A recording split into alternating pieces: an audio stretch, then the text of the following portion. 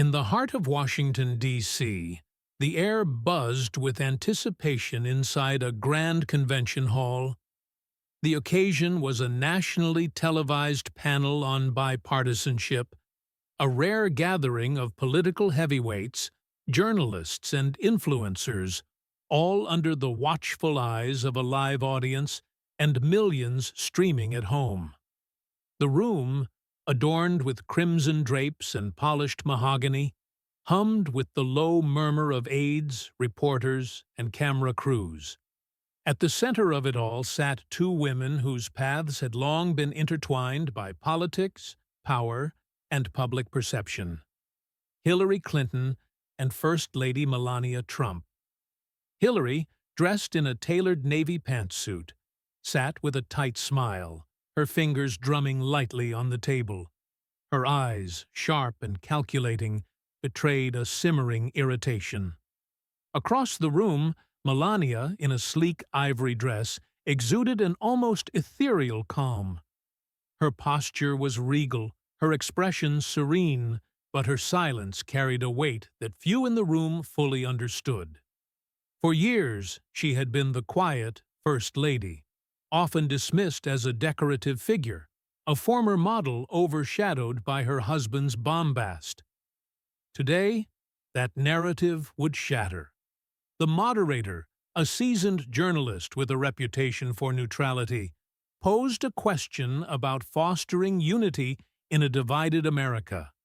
It was a softball, meant to spark measured debate. But Hillary, still stinging from a recent legislative defeat over an education bill, a loss she blamed on President Trump's influence, saw an opportunity to redirect the conversation. She leaned into the microphone, her voice dripping with a calculated edge. "Some people in this room," she began, her gaze flickering toward Melania, "seem to think they belong here just because they've posed for magazines. Melania, maybe it's time you go back to Slovenia." The room fell silent. Gasps rippled through the audience like a shock wave. Cameras swiveled to capture Melania's reaction. Reporters scribbled furiously, sensing a headline in the making. The moderator, caught off guard, stammered, trying to regain control. But the wound had been struck, and the world was watching. Melania sat motionless, her hands folded neatly in her lap. Her face betrayed no anger, no shock, not even a flinch. Her eyes, however, held a quiet intensity, like a storm gathering on a distant horizon. For a moment, the room seemed to hold its breath, waiting for her to crumble under the weight of Hillary's words. But Melania Trump was no stranger to scrutiny, to whispers behind her back, to being underestimated. Today, she would not be silent. Slowly, she lifted her gaze, her eyes locking onto Hillary's. The room grew quieter still, if that were possible. When she spoke, her voice was soft but steady, carrying a clarity that cut through the tension like a blade. "Mrs. Clinton," she said, her slight accent wrapping each word in a quiet dignity, "I may speak with an accent, but I don't speak with hate." The audience froze.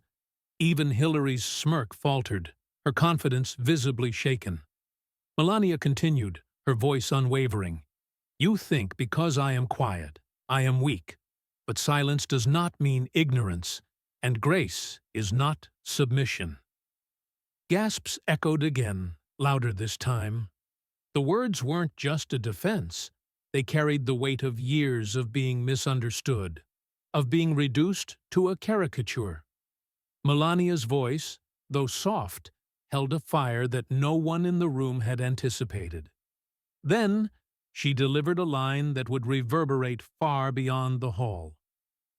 "Before you call me an illegal immigrant, perhaps look into your own dealings, before America does." The room erupted in murmurs.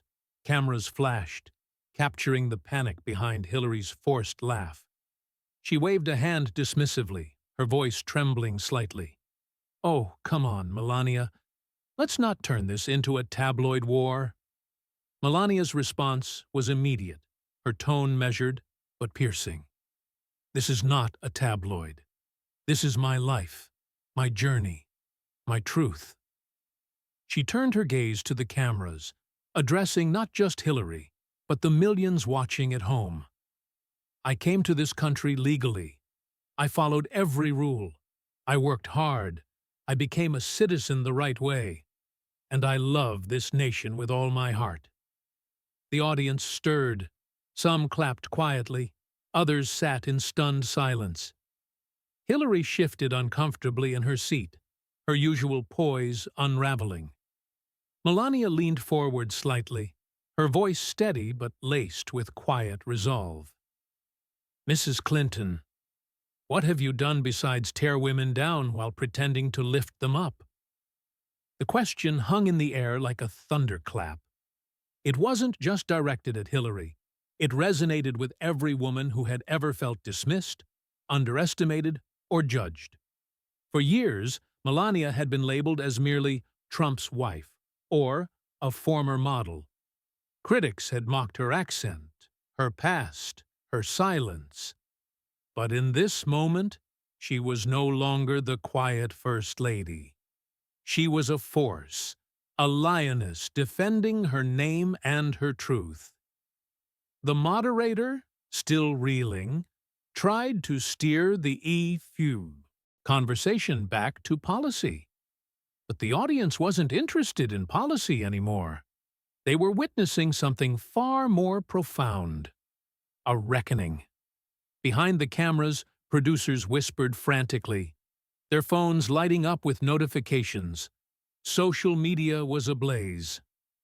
Melania Speaks trended within minutes, clips of her response spreading like wildfire across platforms. Viewers at home rewound their live streams, unable to believe what they had just seen. Hillary, sensing the shift, adjusted her blazer and tried to regain control. "Let's be honest," she said, her voice sharp. "This isn't about me or her. It's about policy." But the crowd wasn't buying it. A voice from the back called out, "Let her finish!" The moderator, visibly shaken, nodded. Melania stood, her movements deliberate and graceful. She approached the edge of the panel table and asked for 1 minute. The moderator, still stunned, agreed. Melania turned to the audience, her voice soft but resolute. "Many of you don't know my story," she began. "I came to America legally in the 1990s on a tourist visa. I worked hard, paid taxes, and built a life with honesty and respect. I later earned an EB-1 visa for my work in the fashion industry, and in 2006, I proudly became a U.S. citizen." The audience listened in rapt silence. Melania's words were not laced with bitterness or theatrics, but with a quiet fire that burned brighter with every sentence. "I didn't marry Donald Trump to become a citizen. I became one on my own, before I was ever the First Lady. I didn't ask for respect. I earned it." She paused, her eyes briefly meeting Hillary's. That single glance spoke volumes. "You tried to humiliate me, but I am not afraid." Then, in a moment that would be replayed countless times, Melania turned back to the audience. "Mrs. Clinton, you once said, 'Women's rights are human rights.' Yet today, you tried to shame me for where I was born." The room fell silent again. Some audience members lowered their heads. Others wiped tears from their eyes. Melania's voice trembled slightly, but she pressed on. "My silence has been mistaken for weakness, but no more. I will never be silent again when dignity is on the line." As Melania sat back down, the hall erupted in applause. It began slowly, led by a congressional aide in the front row, a woman with a military background who quietly wiped a tear from her cheek. Then an older man, wearing a Vietnam veteran cap, stood and clapped deliberately.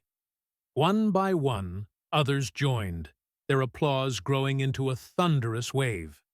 It wasn't political, it was human, a collective recognition of a woman who had just defended her truth with unshakable grace.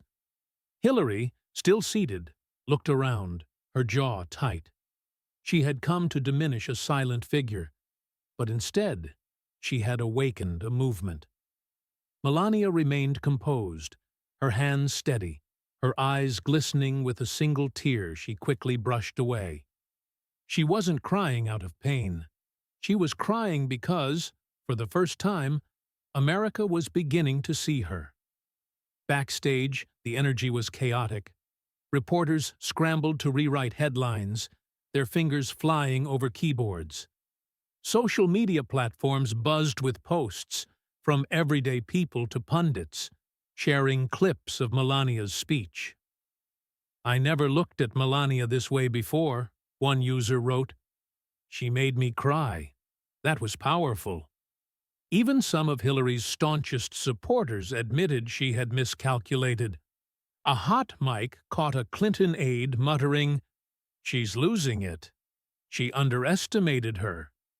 Melania, meanwhile, stepped off stage for a brief moment of respite. A young intern approached her nervously, holding out a tissue.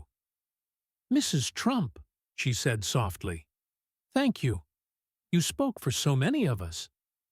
Melania smiled, touching the girl's shoulder gently, her eyes conveying a quiet gratitude. As the panel resumed, the moderator called for closing remarks. Hillary stood, her voice sharp and defensive. "Let's not forget who I am," she said. "I've served this country far longer than the First Lady has even lived in it. I've met world leaders, faced dictators. I don't get shaken by a fashion model." The room grew cold. Melania, still seated, didn't flinch. Instead, she rose slowly, her movements deliberate. "And yet, here you are, shaken," she said softly, "because truth doesn't wear a pantsuit. It wears humility." The audience exhaled, some covering their mouths in shock. Hillary sat back down, silenced for the second time. The public wasn't watching a debate anymore. They were witnessing a transformation. Melania Trump, the quiet First Lady, had become a beacon of strength, her words cutting through decades of political noise with a clarity that was impossible to ignore. As the event drew to a close, something unexpected happened. A small voice called out from the crowd, "Mrs. Trump!"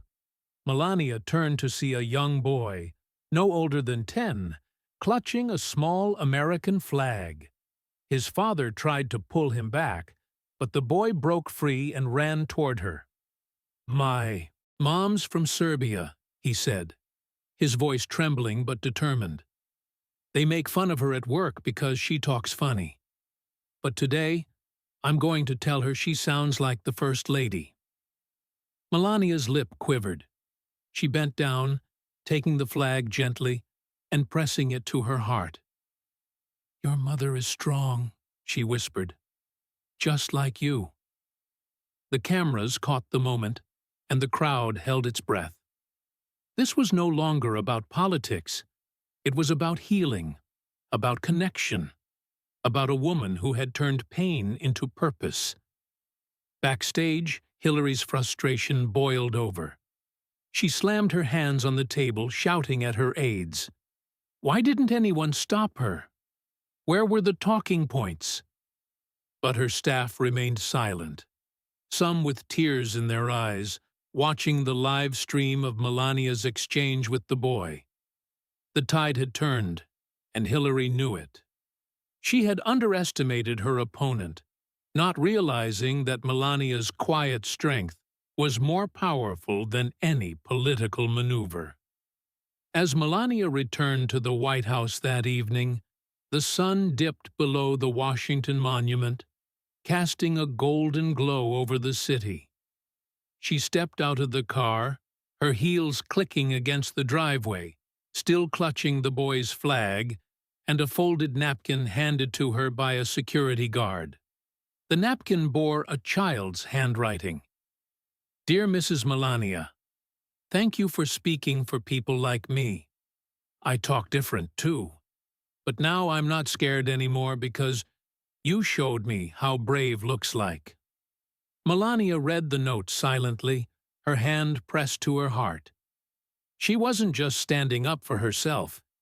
She had become a voice for the voiceless, for every immigrant, every woman, every person who had been dismissed or mocked. Inside, President Trump met her in the foyer. He didn't speak at first, just looked at her and nodded. You didn't just defend yourself today, he said softly. You defended every forgotten American. Melania nodded, placing the boy's flag on the mantel beside a portrait of the Statue of Liberty. Later that night, she sat alone in the East Wing, scrolling through messages from strangers across the country. I never liked politics, but today you made me feel something real, one read. I grew up ashamed of my accent until now, said another. The words washed over her, each one a reminder that she had done more than speak. She had connected. The next morning, an envelope arrived at the White House, hand-delivered from the press gate. Inside was a letter from the Vietnam veteran who had spoken during the panel. It read, Dear First Lady, I fought in a war where we were told who the enemy was, but no one prepared us for the wars fought with words. Yesterday, you won a war not with bullets, but with honesty. You made this old soldier believe again in America, in kindness, in you. With respect and tears, James Rusty Dalton, U.S. Army, retired Melania, held the letter to her chest, whispering, Thank you, Rusty. A single tear slid down her cheek, not from pain, but from the realization that she was finally understood.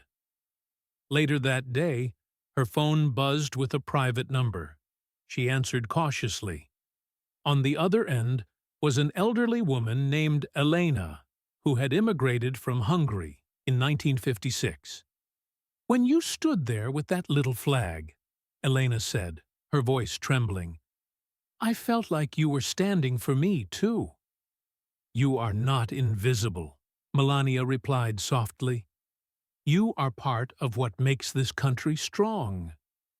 Their conversation lasted only 4 minutes, but it bridged generations, languages, and experiences, bound by the shared weight of belonging.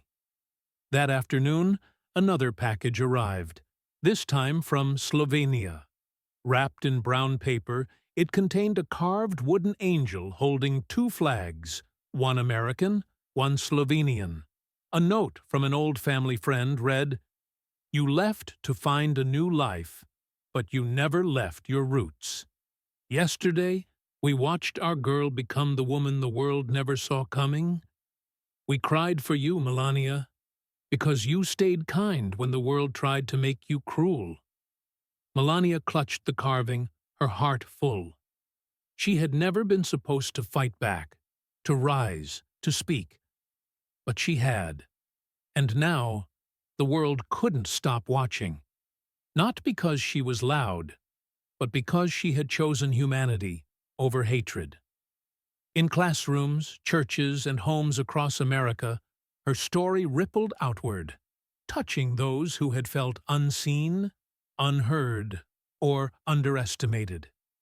In a small Iowa elementary school, a 5th-grade teacher played the viral clip of Melania's speech for her students, many of them children of immigrants.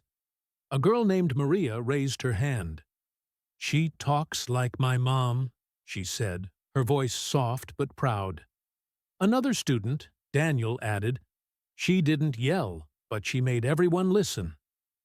The teacher set aside her lesson plan, letting the moment teach a lesson far greater than any worksheet.